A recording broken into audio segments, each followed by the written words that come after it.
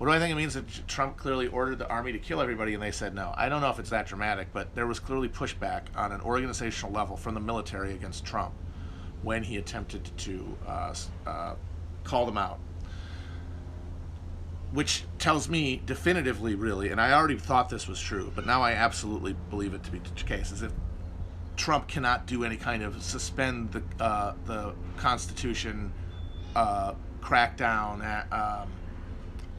not have the election kind of thing, like say, or invalidate the results of the election if they go against him, because the people who would have to carry out those orders won't do it, and that's not because they're great people. It's not because they are Antifa. It's because they have no investment in Trump. Trump is just some guy who's passing through.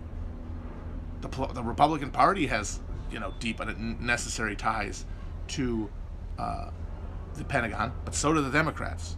And the perpetuation of that system, the duopoly, is much more useful to them than what? Shattering all of the illusions of democratic norms and governance for Trump over Biden, a guy who doesn't threaten them in the least, a guy who's going to give them more money and let them blow up more people? What would be the percentage for them to do it?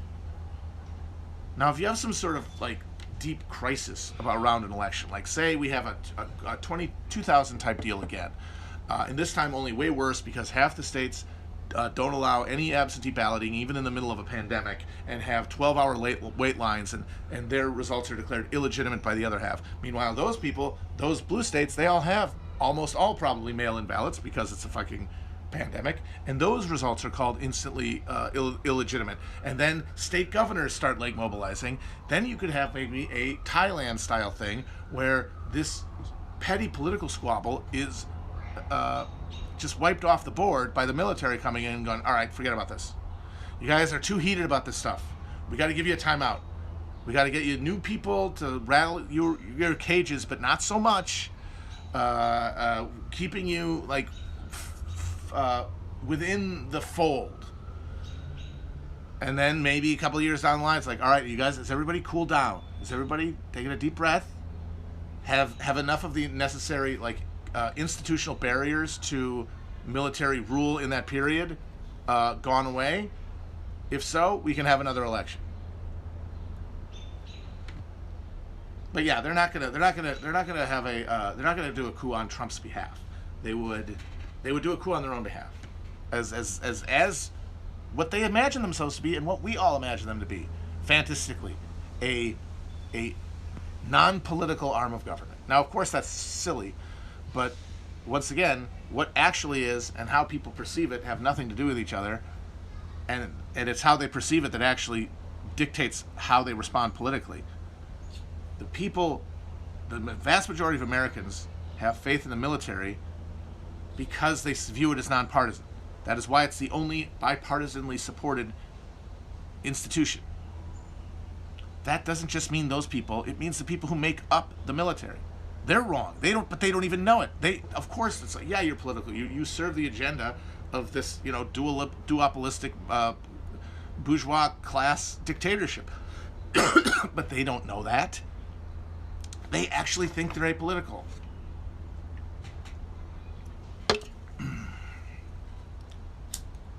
That's how things like false consciousness operate. It hits everybody. Because nobody is aware of the concrete.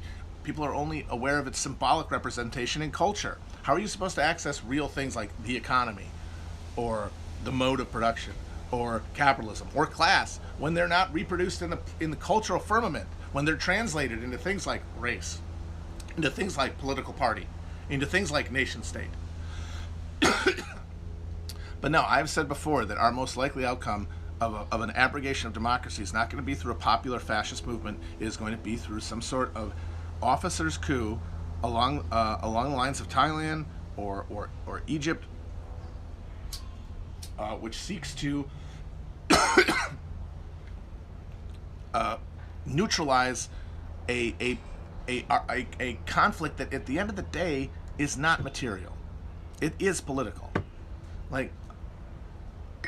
This whole second Civil War thing is going to be fought in the minds of the people who imagine it, would be fought between half of the population, all of whom are equally invested in a delusional notion of their government, their political economy, be determined at the level of party policy and the level of party party politics. They're sharing that delusion. That can be remedied pretty easily by the deeper and more enduring structures of the state, like the military.